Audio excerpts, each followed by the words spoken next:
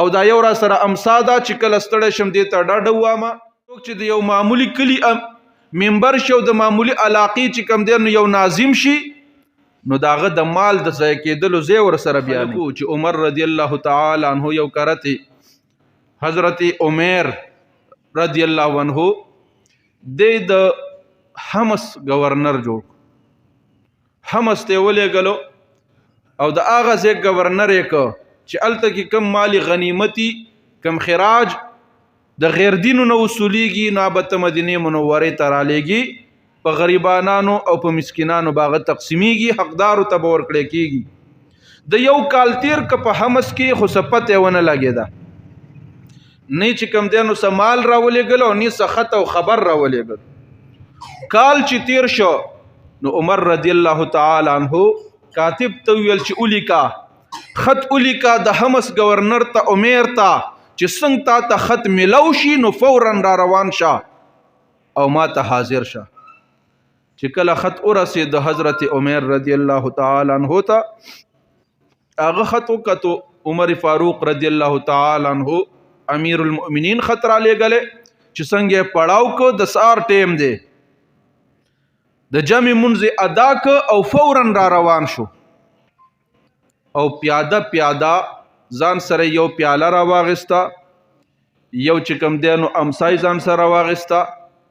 او دغه شانته کې څه معمولي غوټه چې کوم د هغه د ضرورت سامانو هغه ځان سره واغسته او را روان شو. چې کله دی راورسېد مدینې منورې ته ډېره موده کې راغی پیاده راغی حضرت عمر فاروق رضی الله تعالی عنه ته مخامخ شو سیده داغه خواله راغی. عمر فاروق رضی الله تعالی عنہ ته نه تپوس کوي ویخه عمره د حمص نرالی او د حمص نرالم ویخه څه د پاره چې تلې وي هغه کار د سر ته ورسو که د اون رسو ما چې سله لېږلې وي مالی غنیمت دی جمع کړی دی که نه دی جمع کړی خراج وغیره دی راوړي که نه دی راوړي وصول کړی دی دی که دی نه دی وصول کړی هغه ورته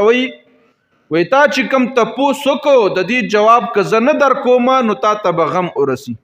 ته به خفه شي دې وجې نه جواب در کومه چې ته خفه نه شي نه ضروري نه وه چې تاله جواب در وی زه چې لاړم نو ما د هغه ځای نیکان بزرګان پویه خلق را جمع کړل یو شورا مې را جمع کړه هغې سره مې مشوره وکړه او بیا چې کوم دی نو کم مالی غنیمت الته کې منګه حاصل که نو د هغه ځای د غریبانانو د مسکینانو منګه لیستونه جوړ کړیو ما د نیکو خلقو نه تپوسونه کړیو دلته حقداران څوک دي غریبان څوک دي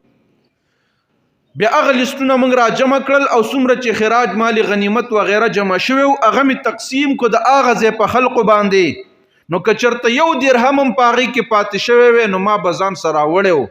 خو هغه خلقو باندې هغه تقسیم شو په هغې کې یو هم نه دی پاتې شوی دې وجې نه ما یو درهم هم نه دی راوړی وایي تا هېڅ نه دی راوړي وایي هېڅ مې نه دی راوړي عمر فاروق رضی الله عنه ورته وایي ته ډېر وخت بعد رالې ما خط ډېر مخکې لېږلی و وایي صاحب زه پیاده رالم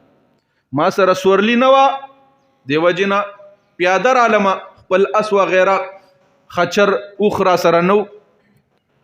نو استا په گاوند کې داسیم څوک نو چې تاله سورلی در کړی وي وای زما په گاوند کې شاید چې داسې بسوکو خو ما نه غوښتل چې چاته سوال وکما او چا په خپل باندې سورلی نه درا کړي نو زه پیاده را روان شم وای خو اوس دې سره وړي ځان سره د عمر فاروق رضی الله عنه خیال چې زه کو به سن سره وړي خو زیات به نه راوړي دی وجه نه وای چې ما سن دی راوړي و یو را سره دا پیاله ده چې په دې او بس کما په دې خوراک کوما او کله چې کم دی نو د اودس وغیره ضرورت شي نو دا یو را سره د اودس لوښی دی او په دې باندې چې کم دی نو د غسل ضرورت شي نو په دې باندې سر وینځم او دا یو را سره امسا ده چې کله ستړی شم دې ته ډاډه ووامه یا چې کم دی نو سره باندې حمله کوي په دې ور سره مقابله کومه نور زما چې کم دی نو هېڅ نشته دی بس دغه څیزونه دي زما دا مې ځان سره اخیستي عمر فاروق رضی الله عنه پوه شو چې د سره خو سشته نه دی او دغه شان خالی لاسونه راغلی دی خو سړی خوښ هم شو چې دیانتدار دی ګنې څوک چې د یو معمولی کلي منبر شو د معمولی علاقې چې کم دی نو یو ناظم شي نو داغه د مال د ځای کېدلو ځای ور سره بیانې دومره سی چپه کړي نو الکاتب ته ویل اولیکا د دن یو عهد او پیمان بیا اخلو او دا بیا د حمص گورنر جوړو سړی دیانتدار دی عمر رضی الله عنه ورته وی چې صاحب زه دوباره د حمص گورنری نشم کولی نستا د پاره کولای شم او نستا نه بعد د بل امیر المؤمنین د پاره کولای شم زه گورنری نشم کولای وی ولی نشي کولای وی زکه نشم کولای چې زه نیک نه یم وی څنګه نیک نه وی ما نه ګناه شوی غلطی را نه شوی دا څه غلطی در نه شوی دا وی په حمص کې یو نصرانی و عیسائی هغه به خراج ادا کولو او سره دا غي نه ورته ما دا الفاظ استعمال کړو چې رب دې تا رسوا کی وی دا ما نه غلطی شوی وا یو غیر دینه ته ما دا الفاظ استعمال کړی دي